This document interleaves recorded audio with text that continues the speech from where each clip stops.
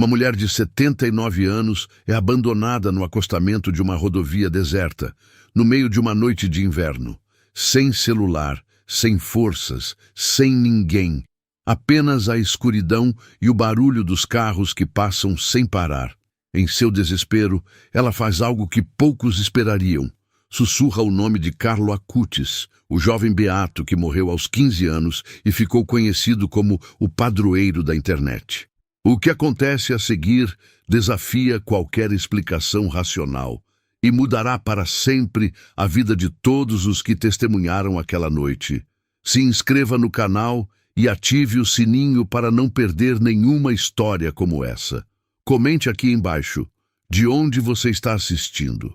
Adoramos conhecer nossa comunidade. A rodovia estadual que cortava o interior de Minas Gerais tinha um defeito cruel. Durante a madrugada, ficava quase completamente deserta.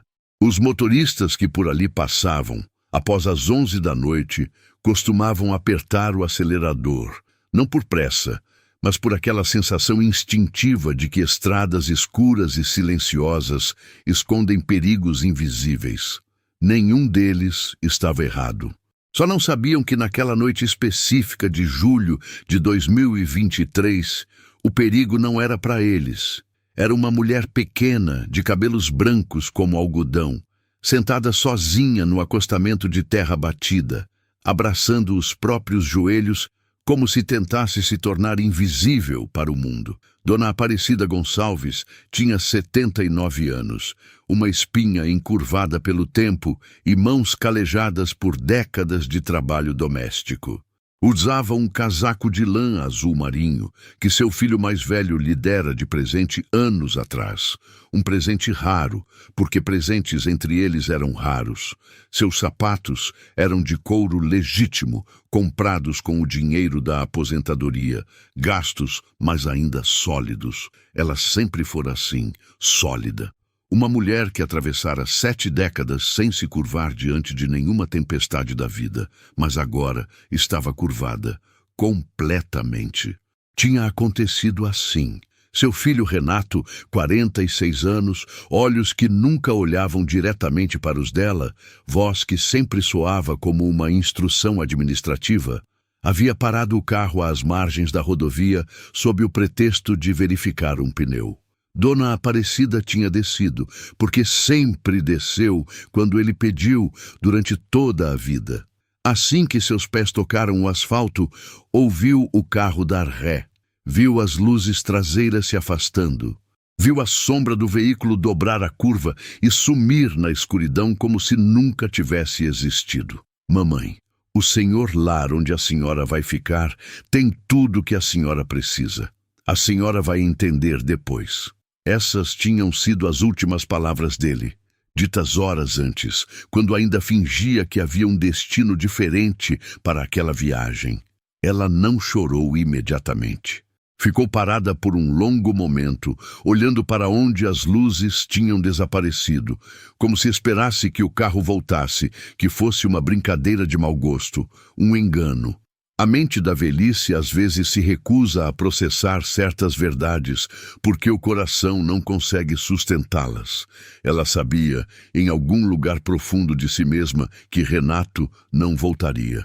Que aquela era a conclusão que ele vinha construindo há meses, talvez anos, na voz cansada com que falava ao telefone, na visita que durou apenas 40 minutos no Natal, no jeito como desviava o olhar quando ela tentava segurar sua mão. O vento de julho desceu pela serra com brutalidade. Não era simplesmente frio. Era a espécie de frio que penetra nos ossos como uma agulha fina, que faz os joelhos doerem com uma constância surda e implacável. Dona Aparecida se abaixou devagar, com a cuidadosa lentidão de quem sabe que qualquer movimento brusco pode ter consequências sérias, e sentou no acostamento.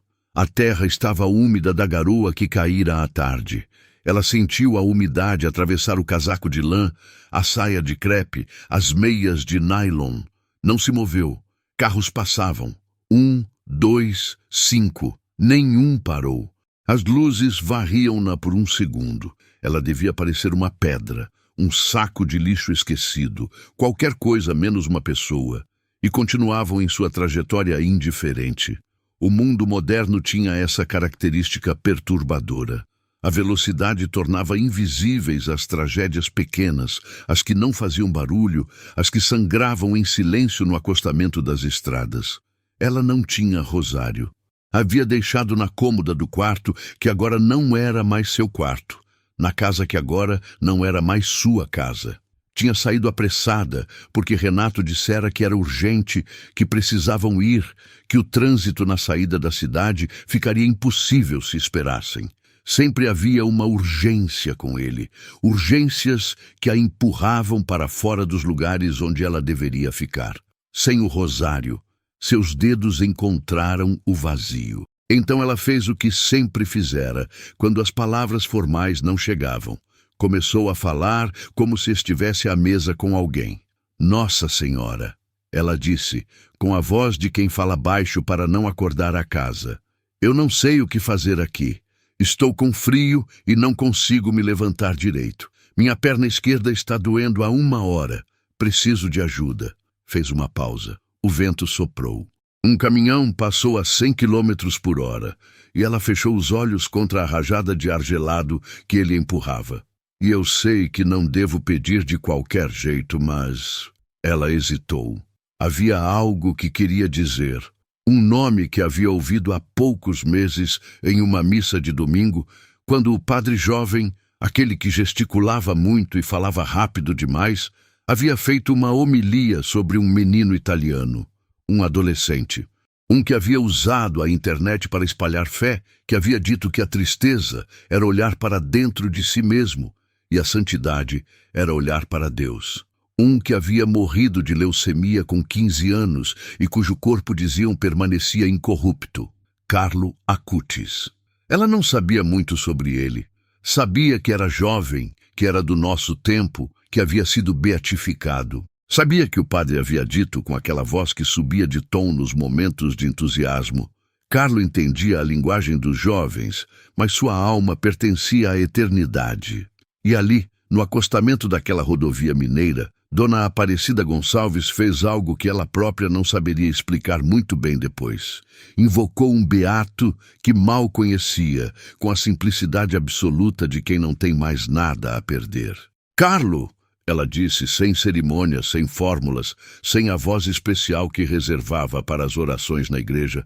Você era jovem e entendia de tecnologia, dizem. Mas eu preciso de alguém que me veja aqui. Que mande alguém me ver. Não aguento mais o frio, filho.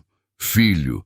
Ela havia chamado o beato de filho. Percebeu isso apenas depois e não se envergonhou.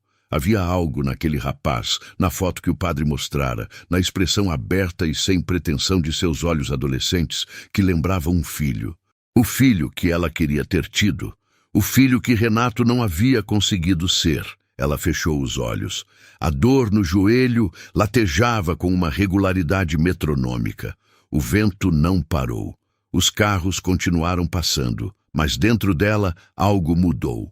Não no sentido grandioso das conversões espirituais que se leem nos livros, mas no sentido íntimo e quase imperceptível de uma pessoa que decide não mais lutar contra o que não pode controlar e simplesmente confia. Ela não sabe quanto tempo ficou assim. Talvez 10 minutos, talvez 40.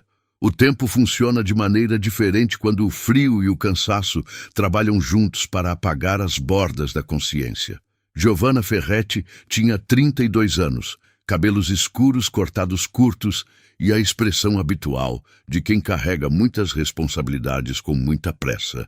Trabalhava como engenheira em uma empresa de infraestrutura e estava voltando de uma visita técnica a uma obra no interior, mais tarde do que havia planejado, porque a reunião havia se estendido por 3 horas. Seu GPS indicava a rodovia estadual como a rota mais rápida. Ela havia ligado uma playlist de podcast para manter o foco. Não havia nenhuma razão lógica para ela olhar para o acostamento naquele momento específico. A curva estava fechada, a faixa era estreita, e o procedimento correto era manter os olhos na pista. mas algo a fez reduzir a velocidade. Não a visão de nada específico, não o destaque de uma figura humana, mas uma sensação, uma espécie de urgência que não vinha de dentro dela, que não tinha nome, que simplesmente existia e exigia que ela pisasse no freio. Ela pisou. Depois, quando contasse a história, ela diria que havia visto uma luz estranha no acostamento. Mas quando pressionada sobre o que exatamente era aquela luz, se era o reflexo de um celular, o brilho de um objeto metálico, alguma explicação sensata, ela sempre hesitava. Era como se alguém estivesse segurando algo luminoso perto dela. Mas quando cheguei pertinho, não havia nada. Só a senhora sentada ali, de olhos fechados. Giovanna parou o carro na entrada do acostamento, acionou o pisca-alerta e desceu. O vento a golpeou imediatamente. Ela caminhou uns 15 metros na terra batida e encontrou Dona Aparecida, pequena, encurvada, absolutamente imóvel, com os lábios se movendo em silêncio. "Meu Deus!" Giovanna disse, e não era uma exclamação vazia. Era literalmente um apelo. Ela se ajoelhou na terra úmida, sem se importar com as calças bege que usava, e colocou a mão no ombro da idosa. "Senhora, a senhora está bem? Me responde, por favor." Dona Aparecida abriu os olhos. No primeiro segundo, havia confusão, o olhar desorientado de quem retorna de um lugar muito interior. Depois, foco. Depois, algo que Giovanna descreveria mais tarde como o olhar mais sereno que eu já vi em alguém que acabou de ser abandonado. "Eu sabia que ia vir alguém", Dona Aparecida disse. Sua voz era rouca, mas firme. "Eu pedi." Giovanna engoliu seco. "Quem a deixou aqui?" A idosa fez uma pausa longa. "Meu filho", disse como quem enuncia um fato geográfico. "Mas isso não importa agora. Minha perna esquerda está ruim. Você consegue me ajudar a levantar?" Giovanna Ferretti não era uma mulher religiosa no sentido convencional. Havia crescido em família católica, mas a vida adulta, a universidade, a engenharia, a carreira, os horários impossíveis, havia criado uma distância prática entre ela e as práticas de fé. Não era ateísta. Era aquele tipo específico de pessoa que diz "acredito em algo" quando perguntada e muda de assunto. Mas algo naquela noite estava trabalhando nela de um jeito que ela não conseguia catalogar. Ela ajudou Dona Aparecida a se levantar com cuidado, suportando quase todo o peso da mulher no próprio corpo, enquanto guiava cada passo até o carro. A idosa era mais pesada do que aparentava, não em quilos, mas naquela espécie de peso sólido que pertence às pessoas que carregaram muita vida. Giovanna a instalou no banco do passageiro, recostou o assento, colocou a manta que havia no banco traseiro sobre as pernas dela. "Tem algum familiar que posso ligar?" Ela perguntou, sentando no lado do motorista. "Tenho uma filha em Belo Horizonte, mas não quero preocupar ela agora. Senhora, é 00:20. A senhora foi abandonada em uma rodovia estadual. Sua filha precisa saber." Dona Aparecida olhou para ela por um momento, com aqueles olhos que já haviam visto muita coisa. "Você é direta." Não era crítica, era observação admirada.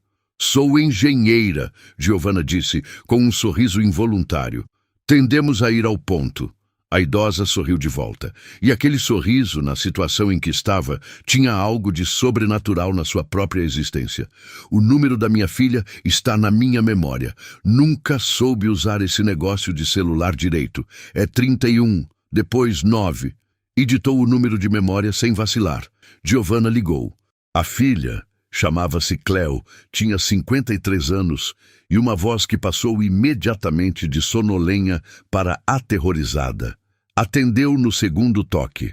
Quando Giovanna explicou a situação, houve um silêncio de 5 segundos que continha comprimidas todas as emoções que uma filha pode sentir ao ouvir que sua mãe, de 79 anos, estava no acostamento de uma rodovia estadual. Depois veio o choro. Depois, as instruções. Depois, o alívio fraturado de quem ainda não acredita completamente no que está ouvindo. Minha mãe está bem? Cleo perguntou pela terceira vez. Você pode me garantir que ela está bem? Giovanna olhou para Dona Aparecida, que havia recostado a cabeça no encosto e fechado os olhos com a expressão de quem finalmente chegou em casa depois de uma viagem muito longa. Ela está descansando agora. Do telefone, a voz de Cleo disse algo que Giovanna não esqueceria mais. Ela reza muito. Desde que ficou sozinha, ela passou a rezar para o Carlo Acutis. Diz que ele é do nosso tempo, que entende as coisas de hoje. Eu nunca dei muita atenção. Mas agora... Giovanna ficou parada por um momento com o telefone ainda no ouvido. Depois perguntou devagar. Como você disse? Carlo... Quem? Enquanto esperavam Cleo chegar, ela morava a 2 horas de distância e havia saído imediatamente de casa, com seu marido ao volante e os olhos vermelhos ainda. Giovanna foi ao único posto de gasolina aberto na região, a 6 quilômetros dali. Comprou um café quente em copo de isopor, 2 pacotes de biscoito de sal, um suco de caixinha. Voltou e colocou tudo no colo de Dona Aparecida, sem fazer cerimônia. Você vai me contar sobre esse Carlo, ela disse, enquanto se instalava novamente no banco do motorista com seu próprio café. Não era pergunta, era convite. Dona Aparecida segurou o copo com as 2 mãos. Precisava do calor naquelas articulações. Deu um gole lento e começou a falar. Contou sobre a missa do padre jovem, sobre a foto que havia sido projetada no telão da igreja. Um adolescente de aparência comum, óculos, sorriso espontâneo, sentado em frente a um computador. Contou que o padre havia dito que Carlo fotografava e catalogava todos os milagres eucarísticos do mundo, que havia criado sites religiosos com a mesma seriedade e entusiasmo com que outros adolescentes jogavam videogame, que ele havia dito em vida. Todos nascem originais, mas muitos morrem cópias. E esse menino... Dona Aparecida disse, com a voz que adquire textura quando falamos de algo que tocou a alma. Ele tinha 15 anos quando morreu. Leucemia. E antes de morrer, disse para os pais que oferecia sua doença a Deus pela conversão dos jovens. 15 anos. Ela balançou a cabeça. Com 15 anos, eu só pensava em plantar milho e ouvir rádio. Giovanna estava em silêncio. Segurava o copo com as 2 mãos como a idosa, sem perceber que havia imitado o gesto. Por que você pediu a ele, especificamente? Ela perguntou. Em vez de santos mais tradicionais? Dona Aparecida pensou por um momento, porque eu senti que ele entenderia. Fez uma pausa, procurando palavras para algo que existia numa região pré-verbal dentro dela.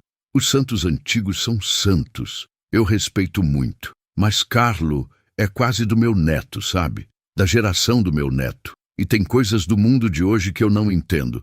Celular, internet, esse negócio todo. Pensei que alguém que viveu nesse mundo todo, que usou essas coisas para fazer o bem, ia entender melhor onde eu estava e como chegar até mim. Giovanna olhou para a estrada à frente. As luzes do painel do carro iluminavam levemente o perfil da mulher mais velha. Lá fora, o vento havia diminuído. As estrelas, que existiam ali em quantidade impressionante, longe da luz da cidade, estavam todas visíveis. Eu estou aqui por causa de um GPS, Giovanna disse quase para si mesma. Essa rota não é a que eu costumo usar. O aplicativo sugeriu porque havia acidente na outra. Uma pausa. Tecnologia. Dona Aparecida virou a cabeça devagar e a olhou. Você acredita em coincidência?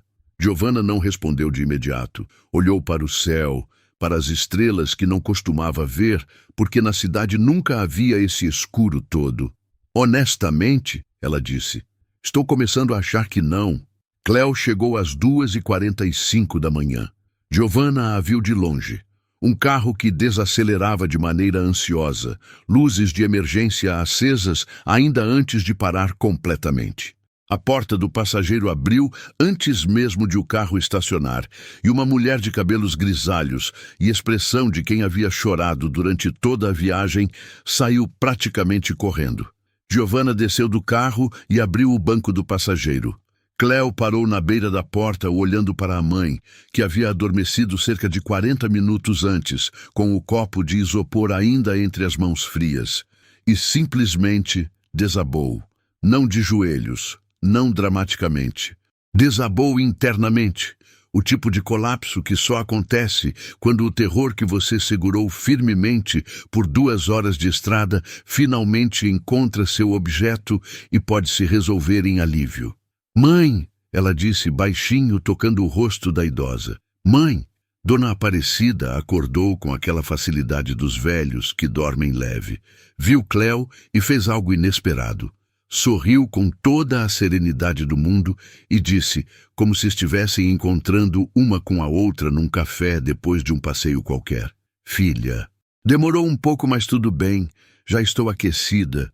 O marido de Cléo, um homem alto, de pouca fala, chamado Jorge, ficou em silêncio respeitoso enquanto as duas se abraçavam.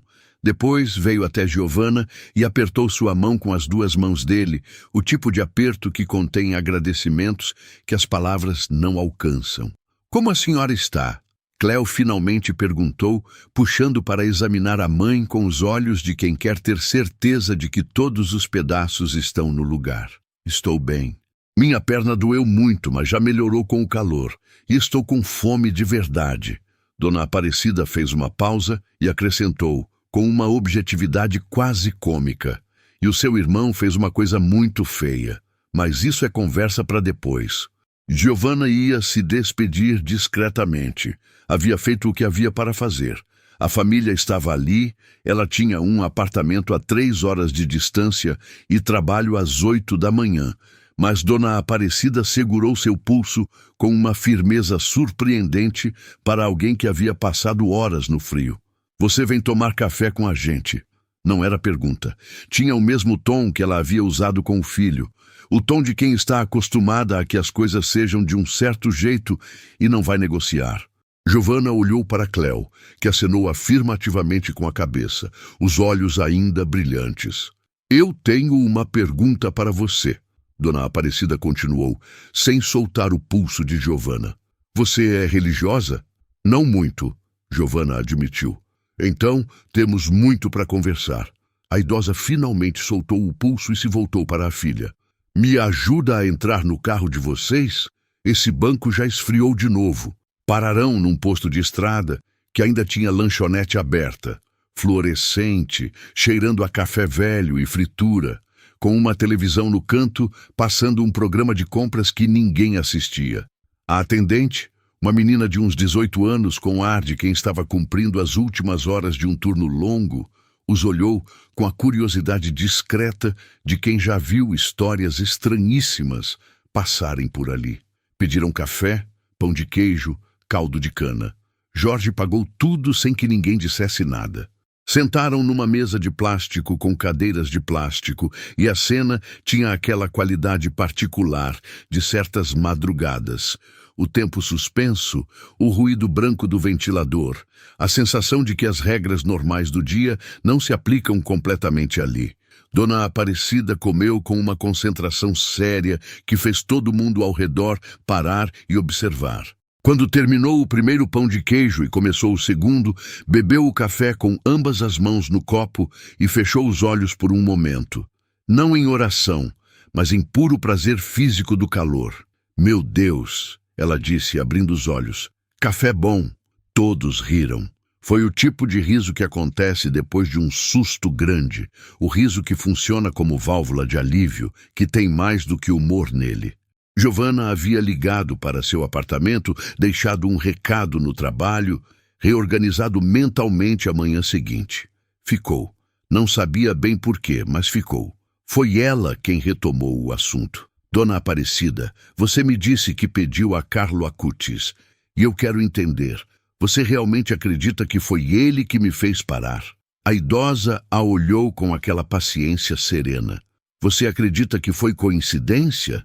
Ainda não sei. Isso já é uma resposta honesta. Dona Aparecida colocou o copo na mesa. Olha, minha filha, eu tenho 79 anos. Já enterrei marido, cunhada, 2 amigos do coração, uma neta que não chegou a ter nome. Já passei por coisa que você não pode imaginar ainda. E o que eu aprendi é o seguinte: Deus não resolve as nossas situações como num passe de mágica, mas Ele manda pessoas, sempre manda pessoas. Uma pausa. Lá fora, um caminhão entrou no posto com o barulho mecânico e pesado dos motores diesel. Carlo Acutis dizia que a Eucaristia era a autoestrada para o céu. Eu não entendo muito de autoestradas, mas entendo de estradas. E essa noite você veio pela estrada certa. Giovanna ficou em silêncio por um longo tempo. Depois disse, com a voz ligeiramente alterada, de quem está processando algo que não esperava processar naquela noite. Eu pesquiso sobre ele quando chegar em casa. Faça isso, Dona Aparecida disse, simplesmente. Cleo estava ouvindo com as mãos ao redor do copo e o olhar pousado na mãe. Havia nela uma mistura de vergonha pelo irmão e de uma gratidão tão grande que não cabia em palavras. Ela disse, Mãe, o que você vai fazer a partir de agora? Dona Aparecida não hesitou. Vou morar com você. Como quem diz que o sol vai nascer amanhã. Você tem o quartinho que ninguém usa. Eu sei que é pequeno, mas eu gosto de espaço pequeno. Fica mais fácil de arrumar. Cleo riu e chorou ao mesmo tempo. E Jorge colocou a mão no ombro da esposa com aquele gesto simples e preciso dos homens que escolheram bem quem amar. Giovanna Ferretti chegou em casa às 6h20 da manhã. Tomou banho, trocou de roupa, fez café. Sentou na sua mesa de trabalho, onde costumava abrir planilhas de cronogramas de obras e relatórios de impacto ambiental, e abriu o navegador. Digitou Carlo Acutis. Ficou 2 horas lendo.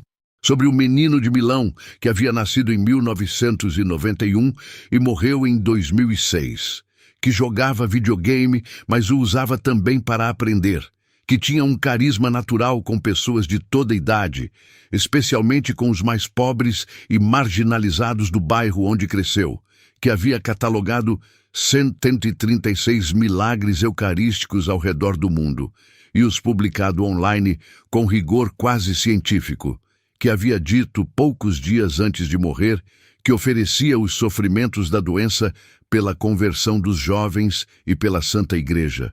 Leu sobre o processo de beatificação, sobre o milagre aprovado pelo Vaticano, a cura de uma criança brasileira com uma rara má formação pancreática, que havia sido completamente curada após os pais rezarem a Carlo em 2013. Criança brasileira. Ela repetiu para si mesma, criança brasileira. Leu uma frase que ele havia escrito quando adolescente e que ficou gravada nela como uma chama contra o vento. A tristeza é olhar para dentro de si mesmo. A alegria é olhar para Deus. Ficou parada por um tempo com essa frase na tela. Depois, fez o que ninguém faz quando abre um navegador para pesquisa acadêmica. Fechou as abas de trabalho, abriu uma nova e pesquisou a paróquia mais próxima à sua casa. Havia uma a 12 minutos de caminhada. A missa dominical era às 10 da manhã. Ela verificou a data. Era sábado. Ela tinha 36 horas. Recostou na cadeira e ficou olhando para o teto. No apartamento silencioso, às 6 da manhã, com a luz do inverno entrando fina pela janela, ela teve a sensação inequívoca de que algo havia mudado nela. Não dramaticamente. Ela continuava sendo engenheira, continuava tendo reuniões na segunda-feira e planilhas para fechar, mas era como se um cômodo que havia ficado trancado por muito tempo houvesse sido entreaberto, e o ar que entrou era mais limpo do que ela lembrava que ar podia ser. O quarto pequeno na casa de Cleo havia sido pintado de amarelo claro, cor escolhida por Dona Aparecida com uma certeza que não admitia debate. Na parede acima da cômoda, ela havia pendurado a fotografia que havia sido impressa para ela pela própria Cleo. Carlo Acutis, sorrindo com seus 16 anos eternos e seus olhos que pareciam mais velhos do que o resto do rosto. Abaixo da fotografia, ela havia escrito num papel de caderno, com a letra irregular, mas firme, de quem aprendeu a escrever numa escola de roça. Obrigada por mandar a moça certa. O processo legal contra Renato havia sido iniciado por iniciativa de Cleo e Jorge. Abandono de incapaz, uma das tipificações do Código Penal que poucos sabem que existe e que é aplicável quando alguém abandona uma pessoa idosa em situação de vulnerabilidade. Renato havia ligado 2 semanas depois, com a voz de quem quer negociar. Dona Aparecida havia falado com ele por exatamente 4 minutos e encerrado a chamada sem acrimônia, mas com uma firmeza que deixou Cleo boquiaberta.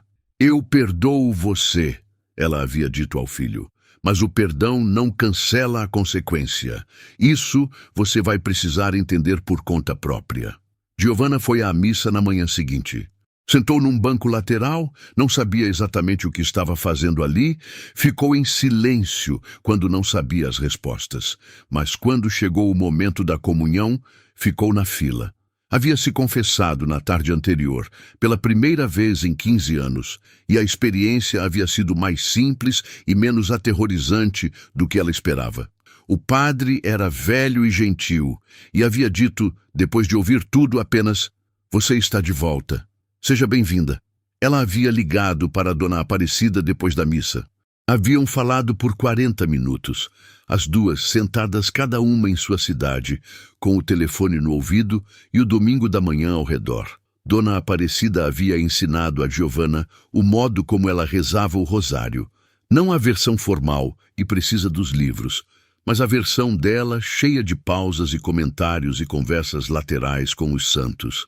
"Você interrompe a oração para conversar?" Giovanna havia perguntado meio divertida. "Oração não é monólogo." A idosa havia respondido com uma firmeza suave. "É conversa. Conversa não tem roteiro." Giovanna havia comprado um rosário na saída da igreja. Era simples, de madeira, com uma cruz pequena. Ficava sobre sua mesa de trabalho, ao lado do mouse e da caneca de café. Os colegas de trabalho olhavam às vezes com curiosidade e ela dizia, sem explicação mais longa: "É de uma amiga." Há momentos na vida em que o tecido do ordinário se rasga e algo diferente aparece por baixo. Não necessariamente sobrenatural no sentido dos filmes. Sem trovões, sem aparições, sem vozes do além. Mas sobrenatural no sentido original da palavra.